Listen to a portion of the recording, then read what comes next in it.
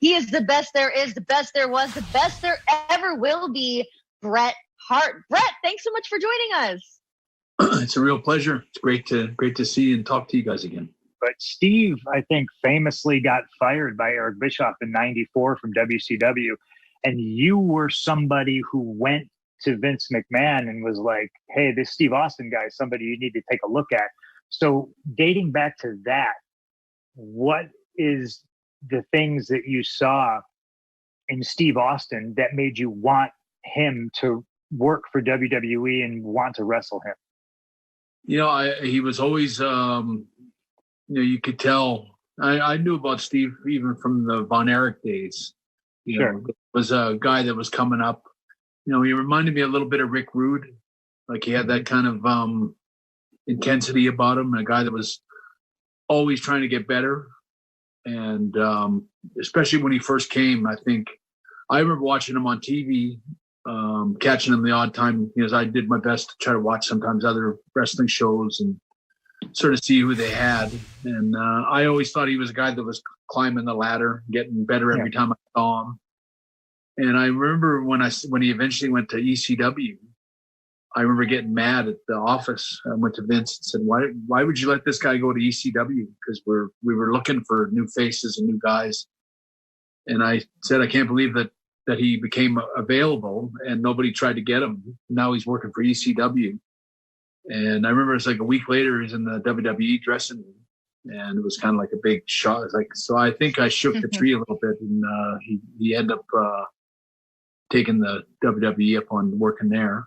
So I think in the position you were in, I think you got to shake trees. I remember in like 2012 when I turned heel, I wanted guys to work with. And I looked at the landscape of everybody who was on the roster, and I was like, I already worked this guy. I already worked this guy. So I was looking like outside. And obviously, famously, NXT was the developmental. So I was looking at guys like Dean Ambrose and Seth Rollins. And I wanted to work with new, fresh guys who I thought the world needed to see, who I thought had something to prove. And I remember being a fan watching Steve Austin wrestle Ricky Steamboat and thinking, man, this guy needs to be bigger than what he is. I think you probably saw those same things. And I remember being a fan watching the setup for the '96 Survivor Series match between yourself and Steve Austin. And you came back and you cut a very basic, simple, but such a meaningful promo, because you said, I accept the challenge of the best wrestler in the world, Steve Austin. And it's just like, Bret the Hitman Hart, best there is, best there was, best there ever will be, lending credence to the fact that Steve Austin at that time was, to people who knew what they were talking about, recognized as the best wrestler in the world. Your words carried weight to a kid like me. And I was so geared up for Survivor Series '96. And you guys 100% absolutely delivered. Would you say, and it's kind of a trick question because you've wrestled everybody, but is Steve Austin your best dance partner? Right up there with maybe a very small number of guys that give them to me. Had great chemistry with Mr. Perfect. I mean, for example, I could have wrestled Mr. Perfect in my sleep and had a 5-star match. And same with Shawn Michaels was another guy that just instant chemistry. You couldn't have anything but a great match with him. And Steve Austin, I think he was right on the edge of that. To be honest, I think the match that we had at Survivor Series, I think if you look at Steve's work rate in the preceding months after that, he took a huge jump from. I always thought he was very good, and he had all all the necessary ingredients to be a big star. And I thought when I said that promo that I thought that he would fill those shoes, and I think that really he started to fill those shoes after that match. He was a little erratic sometimes, Steve. He'd get a little intense out there, which worked against him sometimes. Sure. But I think that I gave him some kind of a confidence, or something happened to Steve after that match that, like when I wrestled him at WrestleMania, he was just that much more improved and more. I think he started to find his. They say find your voice, but he started to find his style. Punk, I understand that you have a story to share about SummerSlam '94.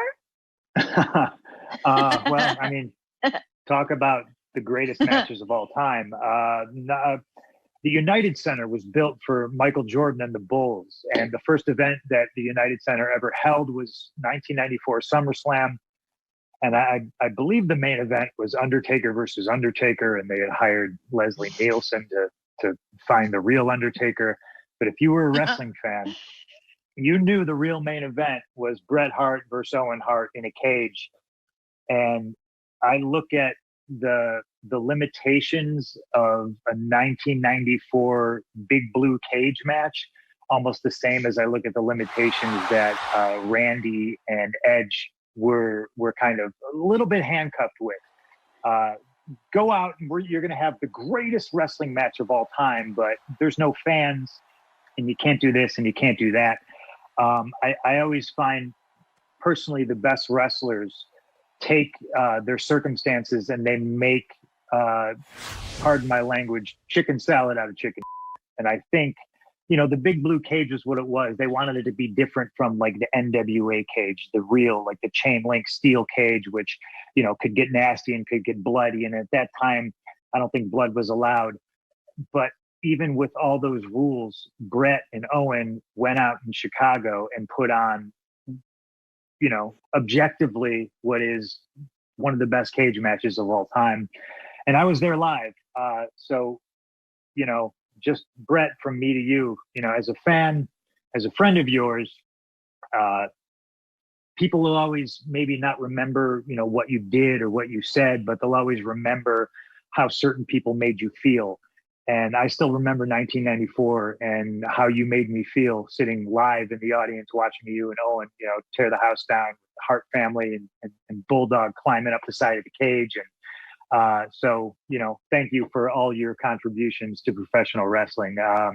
I'm proud to say that I can call you a friend, but I'll always just be a fan, deep down inside. So thank you very much, Bret. Oh, yeah. It was a great memory for me. I think when I remember that cage, I mean, if I could have, and I probably would have, if Sean and Razor Ramon hadn't stolen my ladder match concept.